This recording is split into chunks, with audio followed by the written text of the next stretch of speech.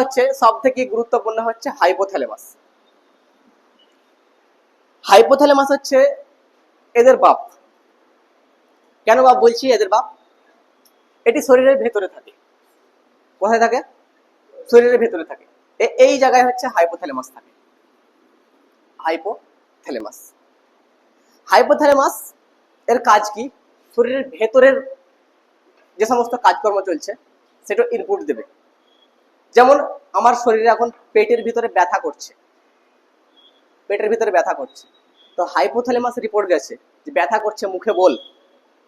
পেটের ভিতরে মাঠে সকালবেলা দৌড়তে গেছো, পায়ের পেশিতে ব্যথা করছে, পা তখন রিপোর্ট করছে মাথাকে, ব্রেনকে, ব্রেন রিপোর্ট করছে মুখে বল। তাহলে ভিতরে যাবতীয় কাজ চলবে, যেমন হচ্ছে ব্যথা হোক আর যন্ত্রণা, ব্যথা যন্ত্রণা রিপোর্ট করুক, হাইপোথ্যালামাসের ঘরে থাকে। ও রিপোর্ট করবে মুখে, যতক্ষণ না বলতে হবে ব্যথা। আমি দেখুন লাঠি নিয়ে উঠবো, ট্রাম করে একবারই মারবো, প্রথমত চামড়া রিপোর্ট করবে ব্রেনে, ব্রেন কথা হয়ে যাবে হাইপোথ্যালামাস, বল মুখে বল আমাকে মারছে, লাগলো। সকালবেলায় দুপুরে সকালবেলায় বলছি কিতে বৈকালবেলায় মাঠে ঘুরতে গেছিল, স্যার যাওয়া মাত্র দুবারই মারলো, মারা মাত্র প্রথমে চামড়া ব্যথা করলো, মারলো হাতে, আওয়াজ বের হলো মুখ থেকে। কেন? হাইপোথ্যালামাস। কিন্তু এর ভিতরে অনেক তার কিরকম ভাবে আমি পরে একটু অ্যানালাইজ করছি ওটা। একটা হচ্ছে এবার তৃষা বা খিদে।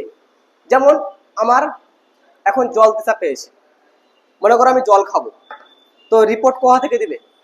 শরীরের ভিতর থেকে না বাইরে থেকে? ভিতর থেকে। আমার এখন খিদে পেয়েছে, এখন একে বলছিল আমার খিদে পেয়েছে, 4টার সময় আমি খাবার খাই, 1টার সময় খাই, রিপোর্ট কোথা থেকে আসছে? ভিতর থেকে আসছে। তো শরীরের ভিতর থেকে।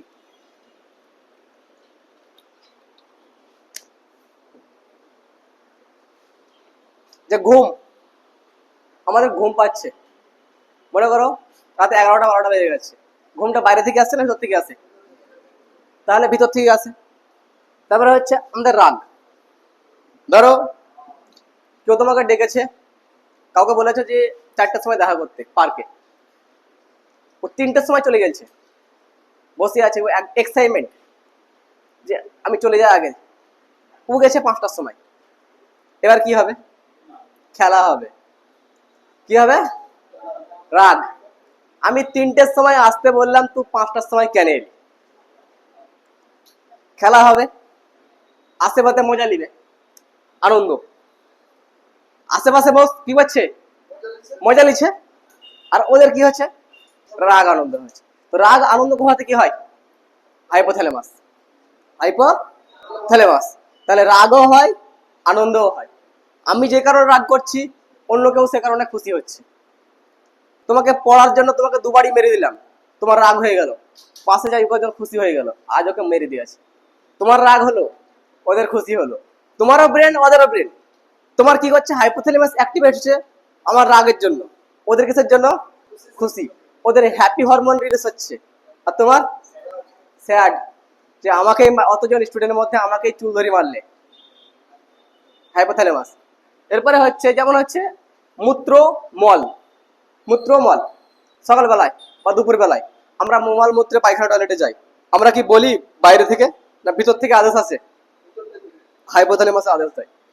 যার বুড়ো বয়সে হাইপোথ্যালামাস কাজ করা বন্ধ করে দিবে, তখন অটোমেটিক হয়ে যাবে ম্যাক্সিমাম 60-70 বছর পার করার পর। তাহলে হাইপোথ্যালামাস অ্যাক্টিভ করে রাখতে হবে। এরপর হচ্ছে এর থেকে সব থেকে ভয়ঙ্কর হচ্ছে, এখানে কাজ করে হচ্ছে প্রেম। ভয়ঙ্কর। একবার যখন প্রেম হয়ে যাবে, বাকি থ্যালামাস সেরিব্রাম কাজ করে। প্রথমত সেরিব্রাম কমজোর হবে। কেন কমজোর হবে বলছি এবার। যখনই কারো একটা ছেলে বা একটা মেয়ে উভয়ই পছন্দ হবে, তখন সারাদিন একই চিন্তা ভাববে, কখন ঘুম থেকে উঠলো, কি খেলো, কোথায় গেল, কার সঙ্গে কথা বললো, কি করলো, একই রকম চিন্তা ভাবনা করবে। অন্য কারোর সঙ্গে কথা বলে না তো, স্কুল ফাঁকি মেরে অন্য সঙ্গে দেখা করতে যায় না তো, একই রকম চিন্তা ভাবনা যখন করতে লাগবে, তখনই ওর ব্রেন সংকুচিত হতে লাগবে একই চিন্তাতে। যে একই চিন্তা করবে তার ব্রেন আস্তে আস্তে ছোট হতে শুরু করবে। যেমন আমার ব্রেন ছোট হওয়ার কোনো সম্ভাবনা নেই। যেমন আমাকে 14 সাবজেক্ট পড়াতে হয়েছে, তার সঙ্গে আমাকে মাস্টার্স করতে হয়েছে, তার সঙ্গে ল্যাঙ্গুয়েজ শিখতে হয়েছে, তো আমার ব্রেন তো বাড়ছে। তার সঙ্গে যদি প্রেমও হয় তো কোনো ব্যাপার নাই। যদি আমি যদি এই সব কাজ বাদ দিয়ে ওই দিকে চলে যাই, একদিকে প্রেমের দিকে, তাহলে এই দিক সব লাথি মারা যাবে, ভাগ ওই দিকেই থাক।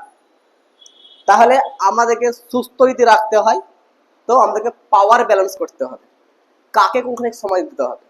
5 মিনিট সময় দিলাম প্রেমকে, তো আমাকে 50 মিনিট সময় দিতে হবে আমাকে পড়াকে, তবে হ্যাপি হতে পারবে না। আর যদি উল্টে হয়ে যায়, খেলা শুরু, একবারে দারুণ খেলা হবে।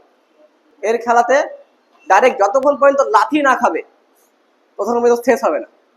যেদিন লাথি মেরে দিলে সেদিন খেলা শেষ, ঘুম ভাঙবে, না আমার তো সময় চলে গেল এসএসসি জিডির বয়স পার, এসএসসি জিডির বয়স পার। এবার কনস্টেবল ডাব্লিউবি এর দিকে ট্রাই করে দেখি, 2 বছর বেড়ায় বেড়ায় ওই টাইমটা শেষ। তো এইসব যারা কাজ করবে তো নিজের বয়সটা, সময়টা, নিজের পড়া সব কিছু ধ্যান রাখতে হবে। আর ধ্যান এই দিক থেকে ওই দিক দিয়ে যাবে সে কিন্তু একবারে শেষ।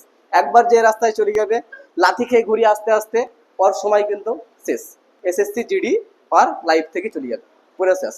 তাহলে বুঝতে পারলাম এখানটায় পুরোপুরি। তাহলে অগ্র মস্তিষ্ক পুরোপুরি আমি কিন্তু একবারে বেসিক যত যা আছে কমপ্লিট করে দিলাম। একটা অগ্র মস্তিষ্ক কয়টি ভাগ? 3টি ভাগ।